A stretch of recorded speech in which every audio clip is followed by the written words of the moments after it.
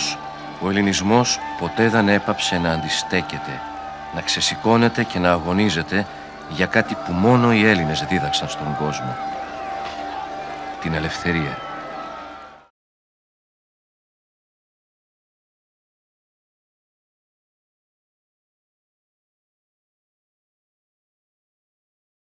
Η Φιλική Εταιρεία ήταν η σημαντικότερη από τις μυστικές οργανώσεις που σχηματίστηκαν για την προετοιμασία της Επανάστασης του 1921. Ιδρύθηκε το 1814 στην Οδυσσό της Ρωσίας από τον Εμμανουήλ Ξάνθο, τον Νικόλαο Σκουφά και τον Αθανάσιο Τσακάλοφ. Γρήγορα εξαπλώθηκε σε όλη την Ελλάδα και στις ελληνικές παροικίες του εξωτερικού. Επικοινωνούσαν με κώδικες, ψευδόνυμα και συνθηματικές λέξεις. Μετέδωσε στους Έλληνες αισιοδοξία και επαναστατικό ενθουσιασμό. Οι φιλικοί είχαν συνειδητοποιήσει ότι η εθνική αποκατάσταση αποτελεί ευθύνη των ίδιων των Ελλήνων και όχι κάποιες ευρωπαϊκής δύναμης. Αφού μοιούνταν, έδιναν όρκο πίστης.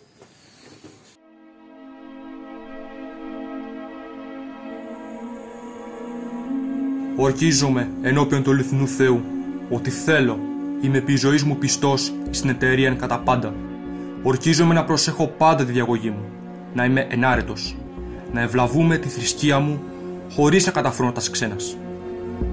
Να δίδω πάντα το καλό παράδειγμα, να συμβουλεύω και να συντρέχω τον ασθενή, τον δυστυχή και τον αδύνατον. Τέλος, ορκίζομαι εισέ, ω ιερά, πλην τρισαθήλια πατρίς. Ορκίζομαι στους πολυχρονίους βασάνους σου. Ορκίζομαι στα πικρά δάκρυα, τα οποία τόσους αιώνας έχησαν και χύνουν τα ταλαιπωρά τέκνα σου. Και στα ίδια μου δάκρυα χυνόμενα κατά ταύτη τη στιγμή και στην μέλουσαν ελευθερία των ομογενών μου, ότι αφιερώνομαι όλος εισέ.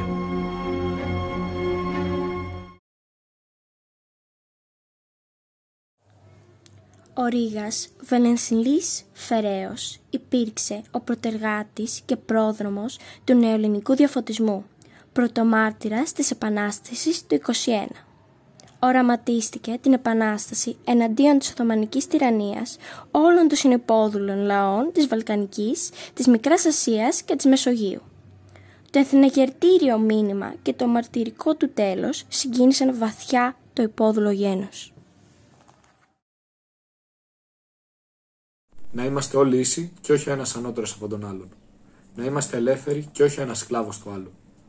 Να είμαστε σίγουροι στη ζωή μας και κανένας να μην μπορεί να μας την πάρει άδικα. Περιουσία που κατέχουμε, κανένας να μην μπορεί να την αγγίξει, αλλά να είναι δική μας και των κληρονόμων μας. Η ελευθερία είναι εκείνη η δύναμη που έχει ο άνθρωπος στο να κάνει όλα εκείνα, ώστε να μην βλάπτει τα δίκαια του γείτονά του.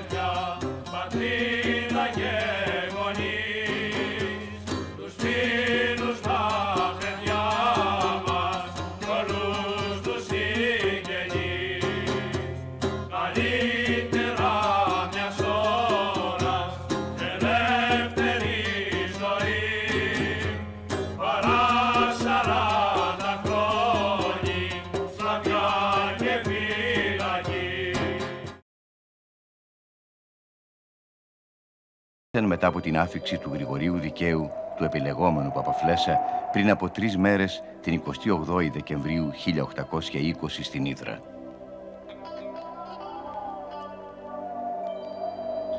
Ήρθε η ώρα, αδέρφια. Έφτασε η μεγάλη στιγμή που θα διώξουμε τον Τούρκο και θα ελευθερωθεί ο τόπος. Άκουσαν πως τον Παπαφλέσσα τον ακολουθούν χιλιάδες Ρώσοι. Ένα σας λέω μονάχα. Ανοίξτε τα σεντούκια σας και βγάλτε τις κουμπούρες και τα καριοφύλια.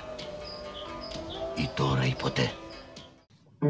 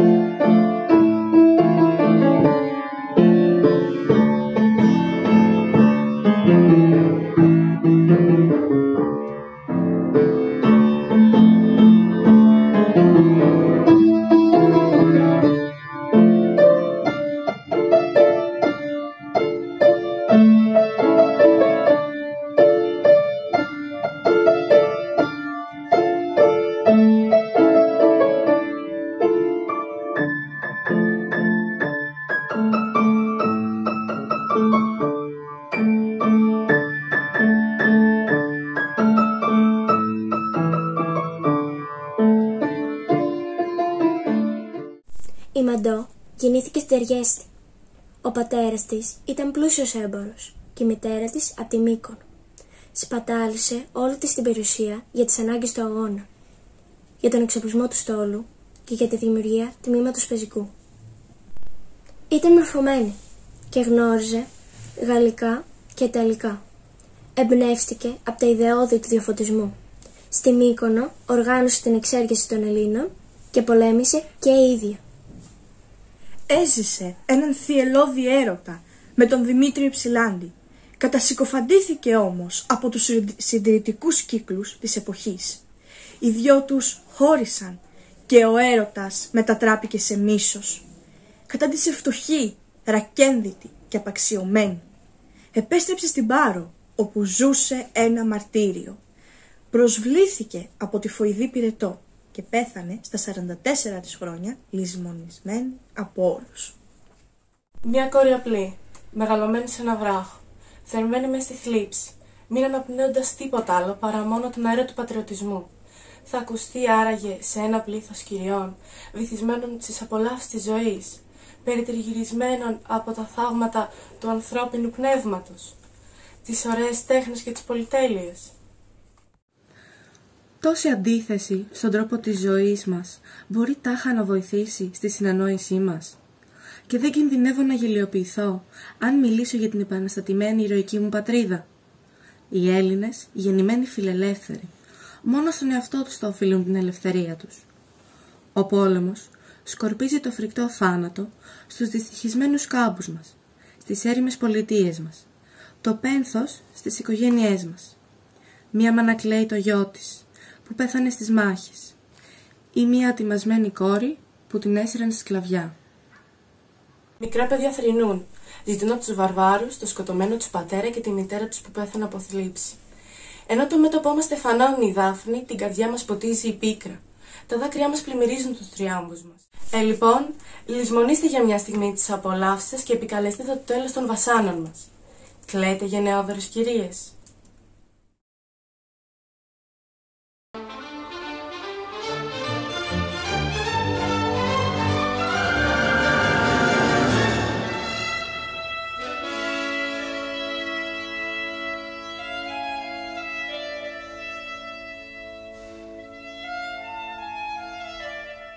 Η Μπουμπουλίνα Λασκαρίνα υπήρξε μια γυναίκα φαινόμενο, πρωτοπόρος για την εποχή που έζησε στην τουρκοκρατούμενη Ελλάδα, που ήταν καθαρά ανδροκρατούμενη.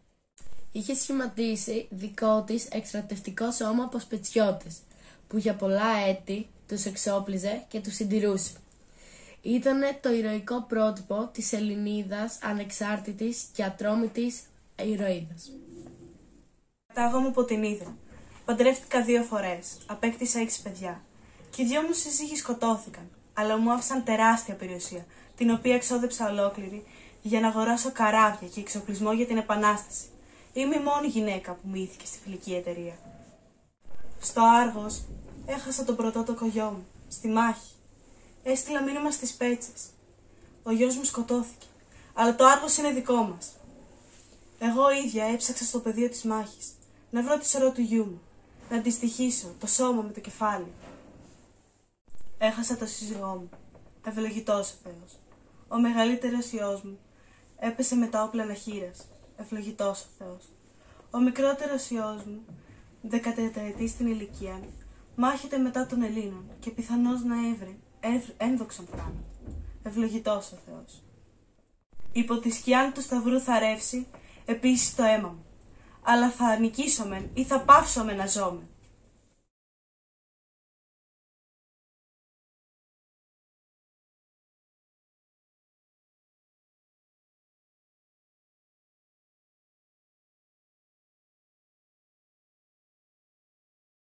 Είμαι ο νόθος γιος της Ζωής Δημισκή και του αρματολού Δημητρίου Καραΐσκου. Η μάνα μου μετά το θάνατο του πρώην άντρα της έγινε καλόγρια. Γι' αυτό με φώναζαν ο γιος της καλογριάς. Αουντροπή η μάνα μου με εγκατέλειψε και πέθανε όταν ήμουν 8 ετών. Έτσι μεγάλωσα με θετούς γονείς. 15 χρονών έγινα κλεφτόπουλο και στην αρχή της Επανάστασης καπετάνιος. Χάρη στα τουρκική τοξιδέρκεια, μέσα σε λίγους μήνες απελευθερώθηκε σχεδόν όλη η στερεά Ελλάδα. Αν και χρόνια άρρωστος, από φυματίωση έχνε τον εαυτό του με αυτοθυσία στις συμπλοκές. Ο Κολοκοτρώνης τον είχε προειδοποιήσει.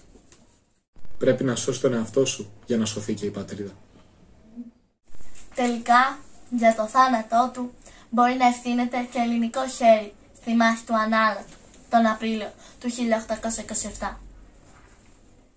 Ήταν γενναίος και αθυρόστομος. Όταν οργιζόταν, έβριζε σκληρά, όχι μόνο στρατιώτες, αλλά και οπλαρχηγούς και στρατηγούς ακόμα.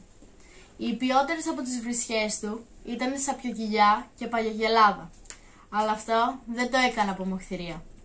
Έπειτα από λίγο, με δάκρυα στα μάτια, απευθυνόταν στους στρατιώτες του. Λέγεται πως κάποτε έτσι απάντησε σε έναν απεσταλμένο των Τούρκων. Έλα σκατότρικε, έλα απεσταλμένα από τους γύφτους, έλα να ακούσεις τα κερατά σας.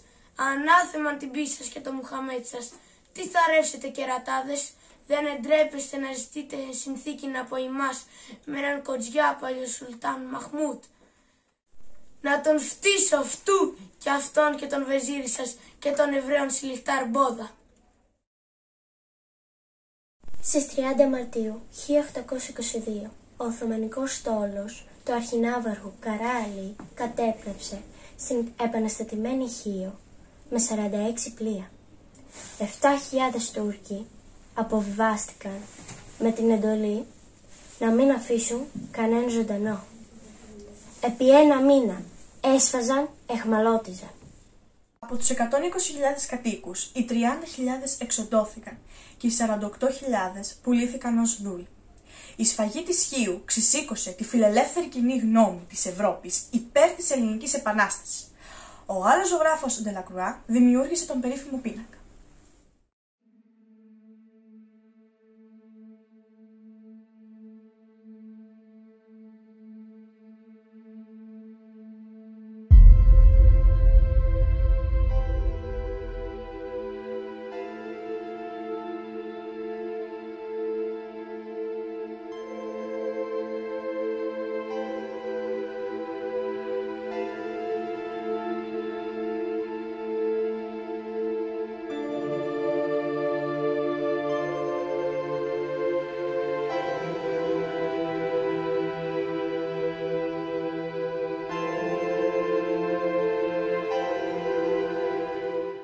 Η Οθωμανική αρμάδα συνέχιζε να βρίσκεται στο λιμάνι της Χίου μετά τη σφαγή.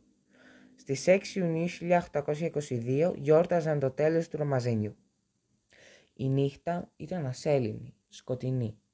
Τα μέτρα φρουρήσει σε λυπή. Μαζί με τον Ιδραίο Ανδρέα Πιπίνο και 43 ναύτες ξεκινήσαμε να ανατινάξουμε την τουρκική ναυαρχίδα με πυρπολικά. Ο Πιπίνος προσπάθησε να εγκιστρώσει το πυρπολικό του στην υποναυαρχίδα, αλλά τον παρέσυρε ο άνεμος και απέτυχε να την κάψει. Εγώ προχώρησα μονολογώντας. «Κωνσταντί, ετοιμάσου να πεθάνεις». Ήταν τόσοι πολλοί οι Τούρκοι στο καράβι, αφού μόνο αν έφτυναν θα μας έπνιγαν. Σφήνωσα τον μπουρλότο σε μια μπουκαπόρτα κανονιού, το άναψα.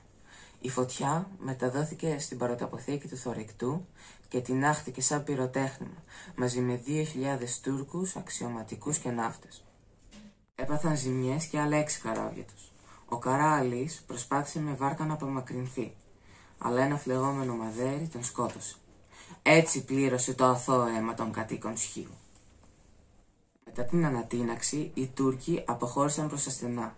Δεν ανεφοδιάσαν το δράμα στην Πελοπόννησο, ο οποίος ιτήθηκε από τον Κολοκοτρώνη στα Δρεβενάκια. Άνοιξη του 1826. Λίγες εβδομάδες μετά την έναρξη της πολιορκίας του Μεσολογγίου, ο ένας από τους ηγέτες της πόλης, ο Τρικούπης, μαζί με τον τυπογράφο Μεσθεναίο, εκδίδουν τον ύμνο εις την ελευθερία. Το χειρόγραφο του ποίηματος το είχε πάρει με το ζόρι ο Τρικούπης από τα χέρια του Σολομού πριν λίγους μήνες.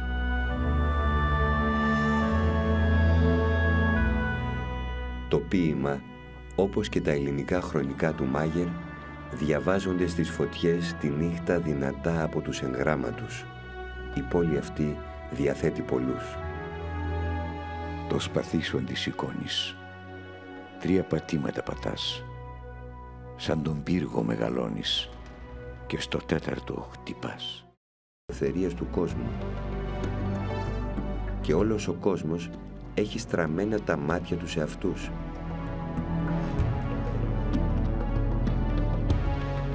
Οι Ευρωπαίοι φιλελεύθεροι αποθεώνουν τους πολεμιστές της πόλης. Οι μαχητές του Μεσολογγίου στέφονται την δόξα των αρχαίων Αθηναίων στο Μαραθώνα, γράφουν γαλλικές και αγγλικές εφημερίδες. Ακριβώς ένα χρόνο αργότερα, το ιδεολογικό κέντρο της Επανάστασης, το Μεσολόγγι, πέφτει.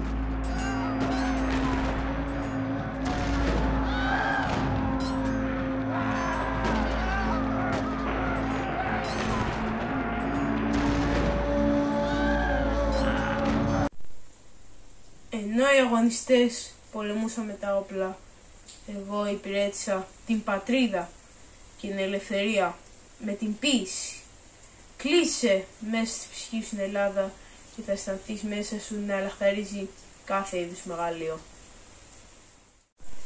Από το Μάρτιο του 1825 για έναν ολόκληρο χρόνο το Μεσολόγγι πολιορκούνταν από τους Τούρκους, από στεριά και από θάλασσα.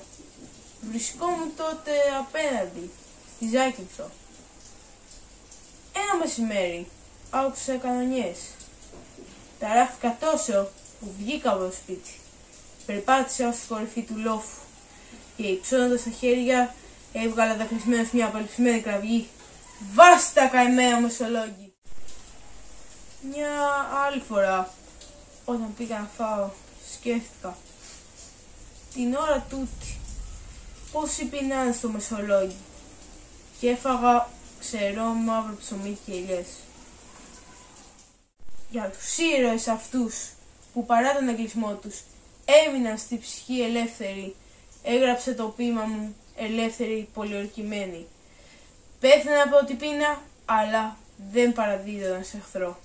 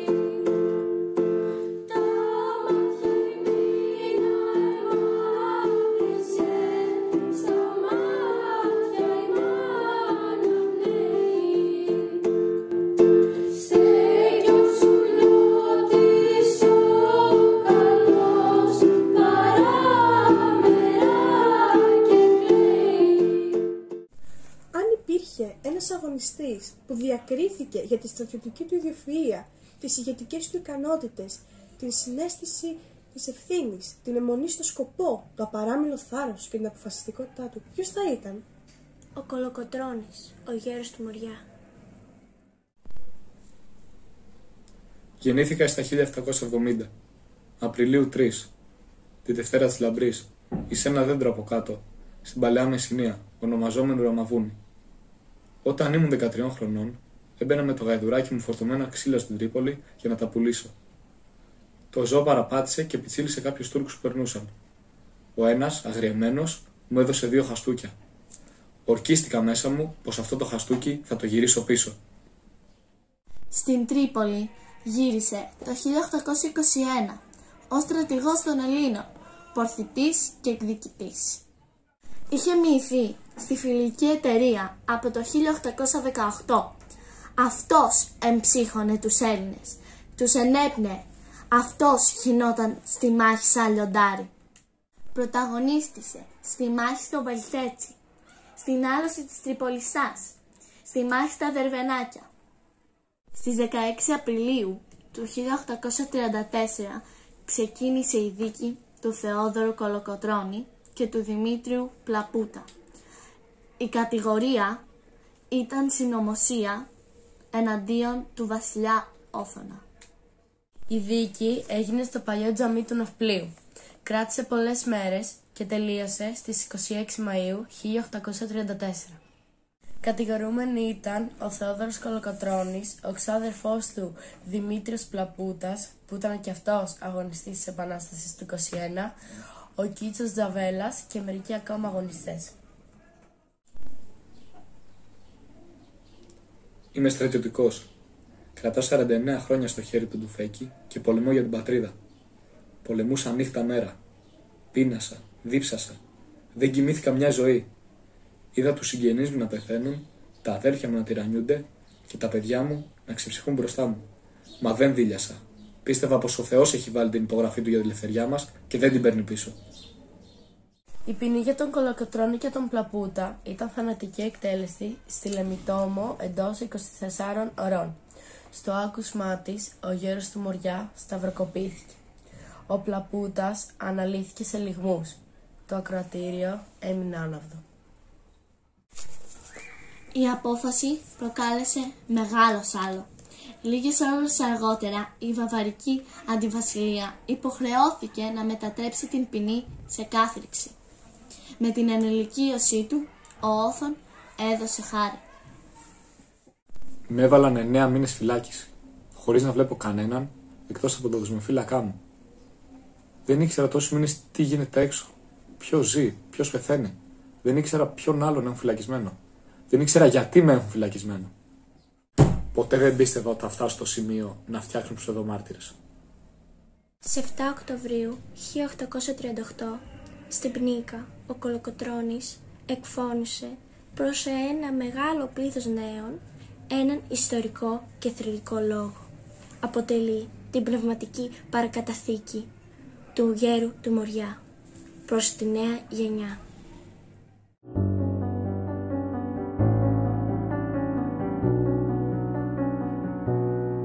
Παιδιά μου, εις τον τόπο τούτο όπου εγώ πατώ σήμερα, επατούσαν και εδημιγορούσαν τον παλιό καιρό άνδρες σοφοί και από εδώ επήραν και δανείστηκαν τα άλλα έθνη τη σοφία του. Όταν αποφασίσαμε να κάνουμε την Επανάσταση, δεν συλλογιστήκαμε ούτε πωςήμεθα, ούτε πως δεν έχουμε άρματα, ούτε ότι οι Τούρκοι ευαστούσαν τα κάστρα και τα πόλεις. Αλλά ως μια βροχή έπεσε εις όλους μας η επιθυμία της ελευθερίας μας. Όλοι, και ο κλήρος, και οι προεστοί, και οι καπεταναίοι, και οι πεπαιδευμένοι, και οι έμποροι, μικροί και μεγάλοι, όλοι συμφωνήσαμε σε αυτόν τον σκοπό και έκαναμε την Επανάσταση. Στον πρώτο χρόνο της Επαναστάσεως είχαμε μεγάλη ομόνοια και τρέχαμε σύμφωνοι. Τόσο νετρομάξαμε τους Τούρκους, που άκουγαν Έλληνα και έφευγαν 1000 μίλια μακριά. Αλλά δεν ευάσταξαν. Από τότε ήρχισαν η διχόνια και εχάθη η πρώτη προθυμία και ομόνοια. Τότε έπεσε η Τουρκιά επάνω μας και κοντέψαμε να χαθούμε. Πρέπει να φυλάξετε την πίστη σας, διότι Όταν πιάσαμε τα άρματα, είπαμε πρώτα επερπίστεως και έπειτα επερπατρίδος. Να μην έχετε πολυτέλεια. Να δοθείτε στα σπουδά σας και καλύτερα να κοπιάσετε 2 και 3 χρόνους παρά να μείνετε αγράμματοι. Να αποστρέφεστε τη διχόνοια και να έχετε ομόνοια. Εις εσάς μένει να εισάσετε και να στολίσετε τον τόπο όπου εμείς ελευθερώσαμε. Και για να γίνει τούτο, πρέπει να έχετε τα θεμέλια της πολιτείας, της ομόνοιας, την θρησκεία και την φρόνιμον ελευθερία.